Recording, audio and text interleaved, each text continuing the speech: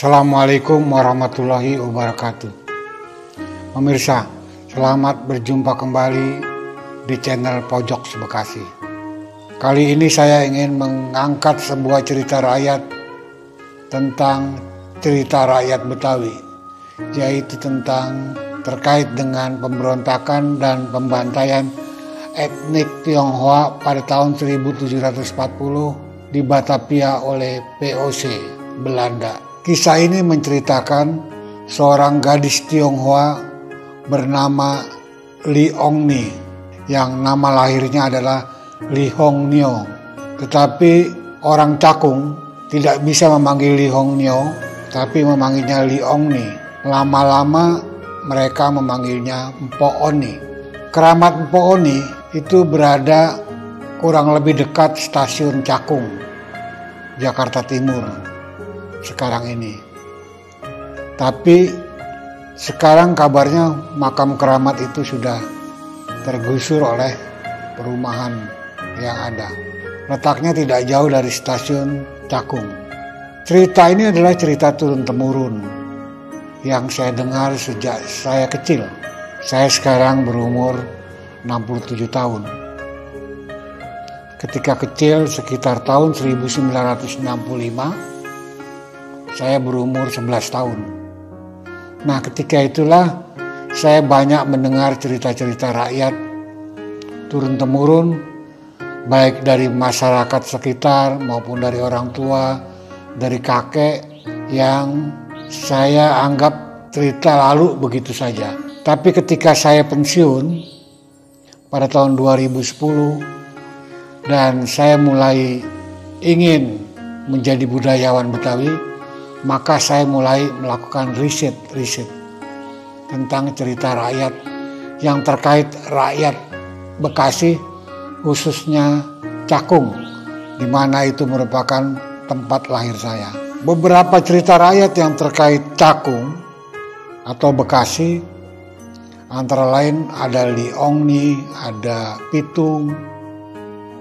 Yang mungkin mengenai Pitung nanti akan saya angkat berikutnya. Tapi sekarang saya ingin mengangkat cerita tentang Li Hongnyo atau Li Ongni. Cerita rakyat ini yang saya dapatkan dari cerita turun-temurun, yang saya lakukan dengan riset, baik lokasi makam keramat maupun dari orang-orang tua yang sekarang kebanyakan telah meninggal dunia. Karena riset itu saya lakukan sekitar tahun 2010 sampai 2012, maka saya temukanlah cerita sebagai berikut. Li Ongni atau Li Hongnyo itu hidup di sekitar 1740-an. Ketika itu Li Ongni atau kemudian yang dipanggil Mpo Oni itu baru berumur sekitar 17 tahun. Li Ongni adalah anak dari Baba Li Bunyang. Orang Cakung memanggilnya Baba Li. Dan ibunya adalah penduduk asli Cakung bernama Nyak Romlah. Li Bunyang sendiri itu menurut cerita itu sudah lama tinggal di Cakung. Bahkan ayah dan kakeknya juga tinggal di Cakung. Menurut cerita, kakeknya dulu adalah pelarian dari Tiongkok. Ketika terjadi suatu huru-hara atau pemberontakan di Tiongkok, mereka mengungsi. Akhirnya mereka mendarat di Teluk Cekung, waktu itu namanya Teluk Cekung. Karena Cakung itu merupakan teluk. Mereka tinggal di Cakung turun-temurun. Dan di Cakung ketika saya kecil, tahun 65, itu masih banyak peninggalan-peninggalan Tionghoa berupa makam-makam atau sentiong-sentiong. Karena itu di Cakung dikenal ada kampung Buaran Sentiong, karena di situ terdapat kuburan-kuburan Cina yang besar-besar yang sekarang sudah tidak ada lagi karena sudah digusur menjadi jalan tol Cilincing Cakung. Kalau kita menuju Semper dari arah Cakung ketika saya masih kecil, banyak di situ dijumpai makam-makam orang-orang Tionghoa yang sekarang tentu sudah tidak lagi ada. Penduduk Cakung sesungguhnya banyak keturunan-keturunan Tionghoa, tetapi mereka sudah menjadi Muslim. Inilah salah satu sebab antara lain mengapa orang Belanda sangat tidak menyukai orang-orang Cina, orang-orang Tionghoa ketika itu. Karena mereka diminta untuk memeluk agama orang-orang Belanda, tapi mereka tidak mengikutinya, dan kemudian mereka keluar dari benteng kota Batavia, mereka tinggal di kampung-kampung dan mereka menjadi Muslim. Banyak sekali orang-orang Tionghoa ketika itu tinggal di Cakung, tapi mereka sudah membaur dengan penduduk setempat dan menjadi Muslim. Sekarang pun masih banyak sesungguhnya, tapi sudah tidak terasa lagi.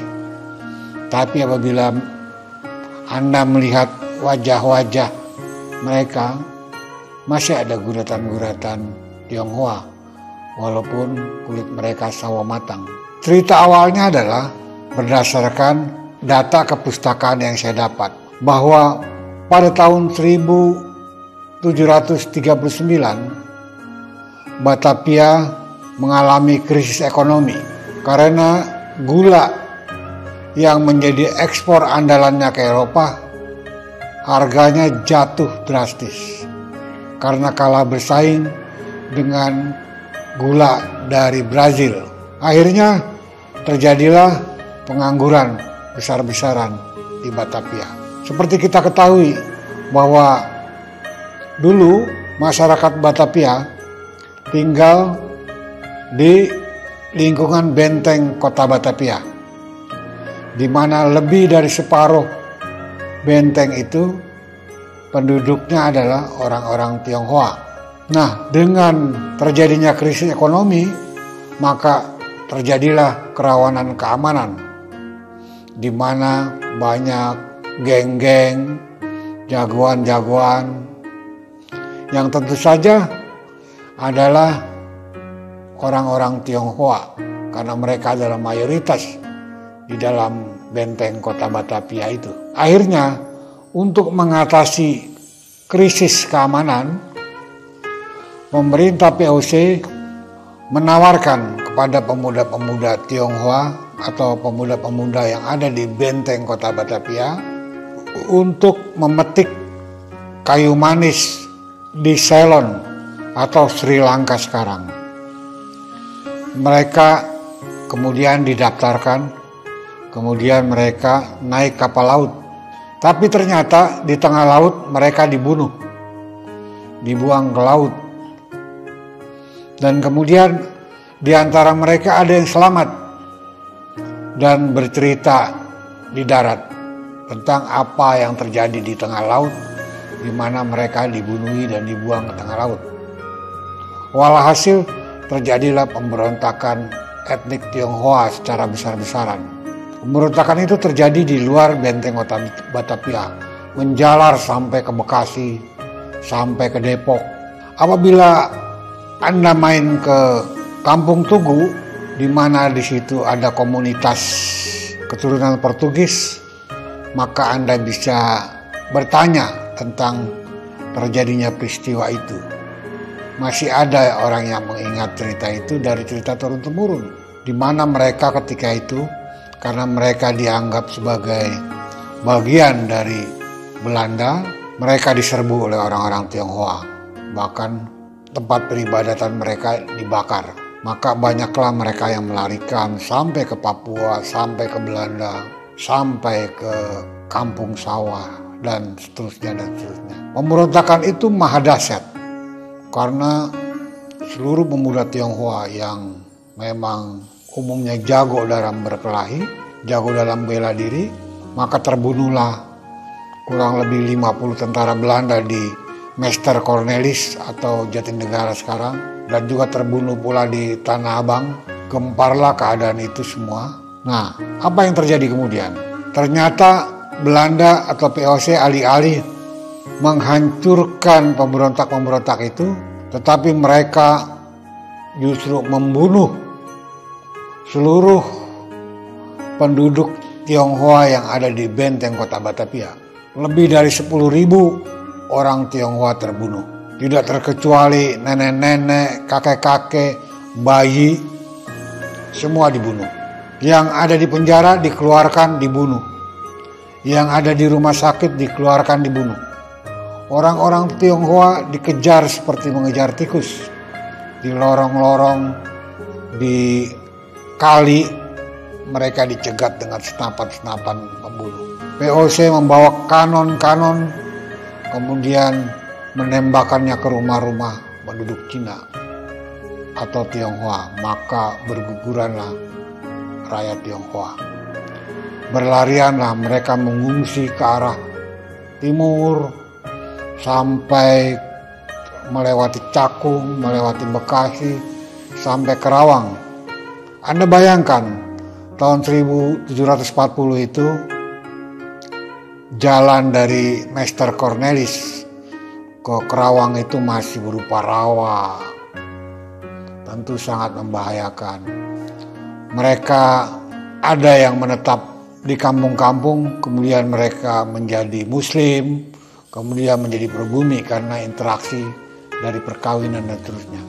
Tapi ada kemudian yang membentuk komunitas sendiri, seperti yang terjadi di Bekasi misalnya. Mereka membentuk komunitas sendiri, mereka tinggal di kampung-kampung tertentu, mereka terpusat di Babelan, ada di Teluk Buyung, ada yang kita sebut sekarang proyek tempat mereka tinggal. Nah itulah kemudian mereka mendirikan Topekong. Dan yang menurut riset saya, Topekong yang ada di proyek itu dibangun pada tahun 1743. Berarti peristiwanya hampir bersamaan dengan peristiwa terjadinya pembantaian orang-orang Tionghoa oleh Belanda atau VOC di Batavia ketika itu. Orang-orang Tionghoa lari ke arah barat. Ke arah barat mereka sampai di Tangerang. Karena itulah mereka di sana disebut Cina Benteng. Cina Benteng itu sebetulnya penamaan dari kata Cina yang berasal dari benteng, yaitu benteng kota Batavia. Mereka disebut Cina Benteng. Karena ada juga orang-orang Cina yang bukan Cina Benteng ketika itu. Jadi menamakan mereka secara khusus adalah karena mereka adalah pengungsi dari benteng kota Batavia. Lari ke Singapura, sampai Bengkulu, sampai Bangka, dan seterusnya. Saya sendiri belum lama, mungkin 10 tahun yang lalu, saya berkunjung ke Kota Tua. Ketika saya sedang asik melihat-lihat museum, saya bertemu dengan rombongan dari Singapura. Rombongan dari Singapura itu, ya saya kemudian iseng-iseng bertanya, dari mana? Ya tentu dengan bahasa Inggris yang terbata-bata. Saya terbata-bata, mereka terbata-bata. Dengan dicampur dengan Melayu. Saya tanya kurang lebih begini, dari mana Anda ini semua? Banyak sekali saya bilang, orang-orang Cina ini datang dari mana? Dari Singapura, dia katakan. Oh, Singapura ya, memang sering kemari, saya bilang itu. Kemudian dia bercerita bahwa leluhurnya dulu dibunuhi oleh Belanda di sini. Oh, saya mengerti di situ. Akhirnya bahwa mereka adalah pelarian dari peristiwa tahun 1740. Saya ingin kembali kepada cerita tentang Li Hongniong atau Li Hongni yang tinggal di Cakung. Mereka tinggal di pinggir Kali Cakung. Kali Cakung itu dulu lewat pinggir Teluk Cakung atau Teluk Cakung atau Muara. Seperti kita ketahui, Kali Cakung itu pusatnya di Lewinanggung, Bogor. Karena itu di Bogor ada yang disebut Jalan Raya Cakung, mungkin dari situ asal usulnya. Nah, Kali Cakung ini sendiri melewati Pondok Gede, melewati Kampung Sawah, melewati berbagai wilayah di Bekasi. Dan Muara Cakung atau Teluk Cakung ketika itu merupakan daerah yang sangat ramai karena di situ adalah pusat pasar. Ada pasar tempat perdagangan, tempat tengkulak-tengkulak berkumpul dari berbagai kampung yang akan menjual dagangannya ke kota Batavia atau ke Meester Cornelis. Mereka umumnya berkumpul di Teluk Cakung atau Muara Cakung. Karena itulah dari cerita turun-temurun, dulu di Teluk Cakung ada dermaga di situ, ada rumah sakit di situ. Ketika saya masih kecil, saya mendengar cerita itu dan saya menyaksikan bekas-bekasnya. Cakung asli adalah yang sekarang inilah RW 02 dan RW 04 Kelurahan Cakung Barat. Selebihnya adalah nama-nama kampung.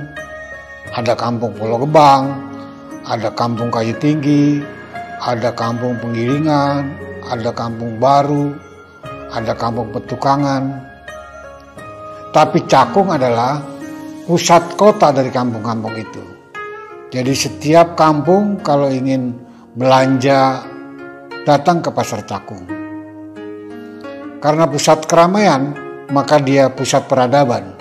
Karena itu Cakung adalah kampung tua, kampung yang sudah lama sekali dan sangat terkenal. Di beberapa tempat ada nama Cakung, seperti di Tangerang, Kronjo ada nama Cakung. Saya pernah melakukan riset di sana. Saya ingin tahu kenapa itu bernama Cakung. Ternyata di sana ada makam Ki Cakung. Ki Cakung artinya adalah seorang yang berasal dari Cakung yang dihormati. Hingga nama kampung tersebut nama Cakung. Dari penelusuran cerita-cerita turun-temurun, saya mendapatkan cerita bahwa dulu ketika Pangeran Jayakarta menyerbu Sunda Kelapa pada tahun 1527, terlebih dahulu mereka mendarat di Kronjo, Tangerang, Banten, di mana di situ sekarang terdapat kampung Cakung. Nah, salah satunya adalah mereka merekrut pemuda dari Cakung yang kemudian dikenal dengan Ki Cakung di Kampung Kronjo. Maka di sana terdapat kampung Cakung. Nah, itulah asal usul kampung Cakung yang ada di Kronjo, Tangerang. Ada lagi Cakung Payangan yang ada di Bekasi, daerah Pondok Gede. Itu berdasarkan turun-temurun ketika Gubernur Jenderal Dendles membangun jalan dari Meester Cornelis ke Kerawang yang tidak diselesaikannya dan baru diselesaikan oleh pemerintah Inggris kemudian. Cara Gubernur Jenderal Dendles membangun jalan di daerah-daerah yang dilewati adalah dengan cara kekerasan, antara lain dengan cara kerja paksa. Maka ada penduduk-penduduk Cakung yang kemudian melarikan diri dan sampai di Cakung Payangan, yang artinya adalah mereka orang-orang pengungsi dari Cakung. Ada lagi cerita, ada lagi nama Cakung di Bakau, Timor Leste. Saya mencoba melakukan riset, ternyata peristiwanya seperti ini. Pada tahun 1640, armada-armada Portugis dihancurkan oleh armada Belanda. Kemudian tawanan-tawanan Portugis itu dibawa ke Batavia, kemudian dijadikan budak. Mereka dibebaskan asal mereka mau pindah agama dari Katolik ke Protestan. Dan kemudian mereka mau pindah agama. Akhirnya mereka ditempatkan di Kampung Tugu, Cilincing sekarang. Nah, di antara mereka tentu ada yang tidak setuju pindah agama, ingin bertahan di agama Katolik. Akhirnya mereka melarikan diri melalui laut sampai ke Bakau. Dan mereka menetap di Timor Leste. Mereka mendirikan namanya Cakung. Jadi jangan aneh ketika di mana-mana Anda menemukan nama Cakung. Karena nama aslinya adalah Cakung, kampung tua yang dulunya berperadaban. Nah, kalau Anda ingin lebih tahu tentang di mana letak Teluk Muara Cakung ketika itu, Muara Cakung itu letaknya di, kalau sekarang ini mau masuk tol Cakung Pulau Gebang. Disitulah letaknya. Dulu pada waktu saya kecil itu masih ada bekas-bekas pasar di situ.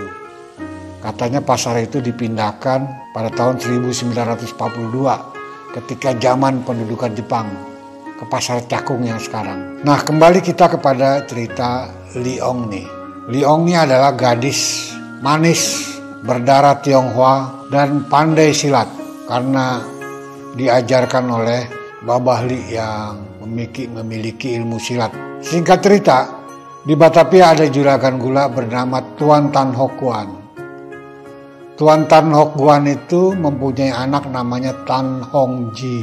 Tan Hong Ji ketika sebelum peristiwa meletus atau menjelang peristiwa pembantaian dimulai, Tan Hong Ji sedang berada di Rawasari, sedang berburu burung kesukaannya.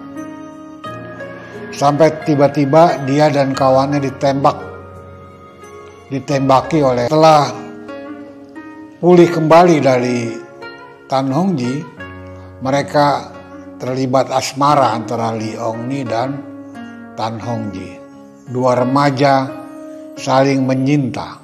Tapi kemudian ada kabar dari utusan Tuan Tan Hock Guan yang sedang bersembunyi di satu tempat bahwa mereka sedang mencari Tan Hong Ji.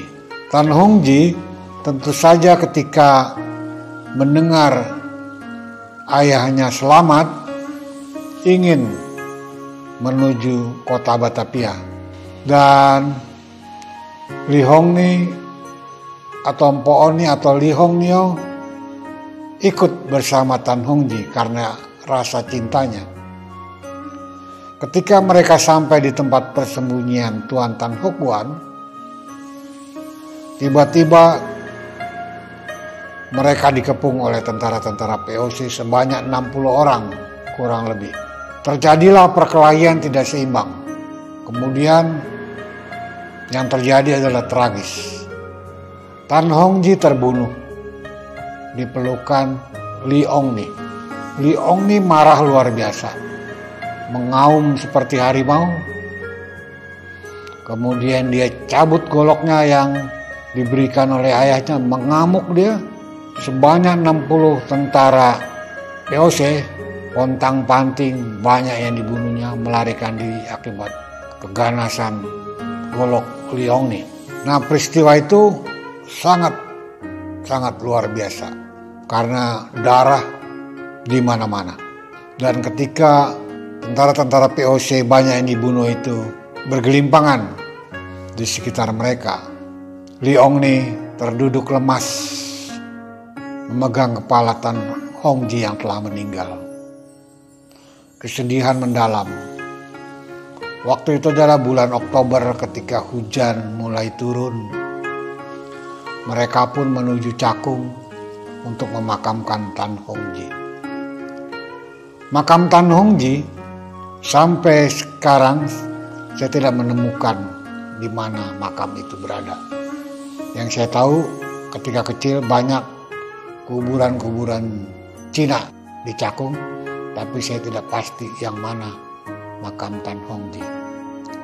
Sedangkan Tuan Tan Hock Guan kemudian tinggal di Cakung, kemudian menjadi tuan tanah di Cakung. Menurut kabar banyak sekali tanahnya di Cakung ketika itu, tapi kemudian tidak lagi terdengar beritanya. Nah, mengenai Li Ong Ni, sampai tua dia tidak menikah, sampai akhirnya orang kampung memanggilnya Mpo Oni. Sampai meninggal, kemudian makamnya dikeramatkan menjadi keramat Mpo Oni. Pada tahun 2012, tepatnya bulan Mei 2012, saya mencoba mengabadikan cerita rakyat Li Ong Ni melalui drama lenong yang saya gelar di Gor Kota Bekasi ketika itu. Ketika itu Gor Kota Bekasi belum berdiri, baru mau dibangun. Jadi kita menggelar drama panggung tersebut di lapangan Gor ketika itu. Judulnya adalah tragedi geger Pacinan Li Ongni dalam Lenong Betawi. Berikut ini adalah cuplikan dari drama Lenong Li Ongni yang kami pentaskan pada tahun 2012. Saya kira cukup sekian.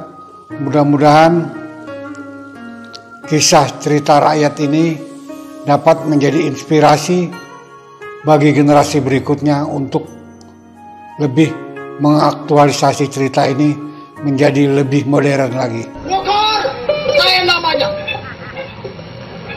Cakok tempat tinggal. Memang ini malam Bogor amat senangnya, baru keluar dari rumah tangganya.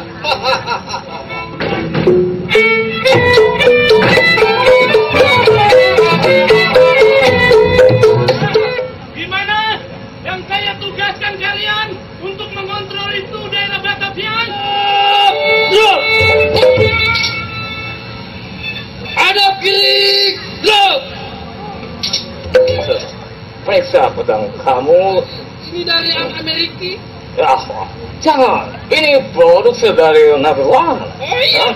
Ya, kamu harus selamat dengan baik-baik jangan sampai kamu salah pakai, ha? Ini saya agak bakalan salah pakai. Kamu jangan sayang. Kalau ada indaran yang masuk ke dalam kebun, atau kebun orang, kamu bikin habis. Habis. Orang-orang Tionghoa semua pada tahu bahwa kuli-kuli mereka yang kita bawa ke Sri Lanka untuk memanen kayu manis, kita bunuh, kita buang ke laut. Mereka semua pada tahu kacau gubernur. Oh, ya? Ya. Yeay, saya anggap sebagai ASEAN pribadi tentu bisa mengatasi situasi ini, ya. Tapi saya akan kasih petunjuk bagaimana itu mengatasi sejenak sultan Panihop. Saya mengerti gubernur. Coba, ya harus nanti ketika dia datang, dia yang harus temukan dia, bilang saya sedang sakit.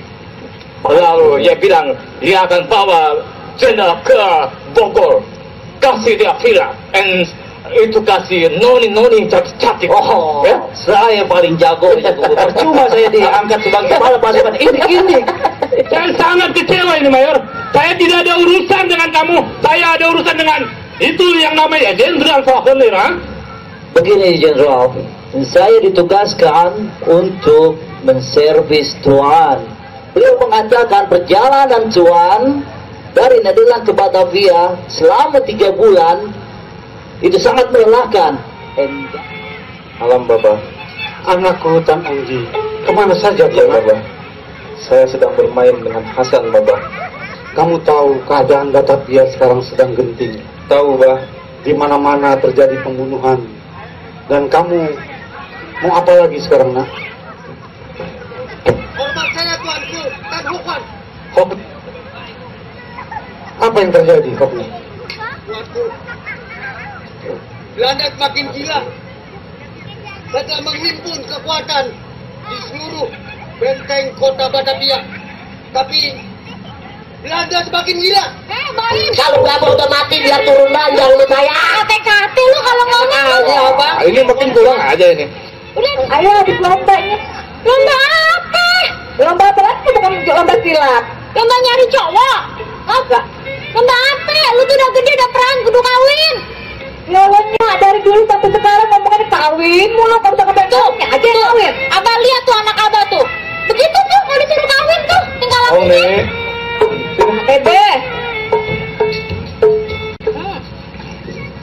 sebut tuh dalam mau jadi apa? Ah, lu disuruh kawin nggak mau nikah nggak mau, ah, wajah orang selalu nggak malu.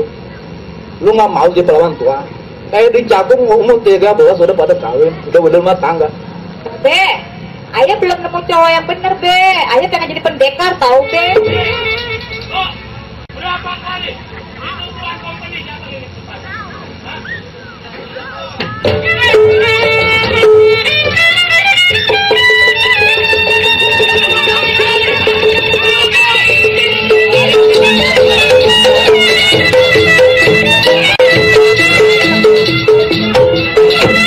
Bukan apa Tel Ciliang nih? Bukan bang. Subhanallah kamu.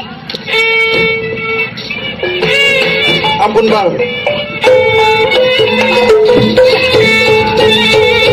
Begitu.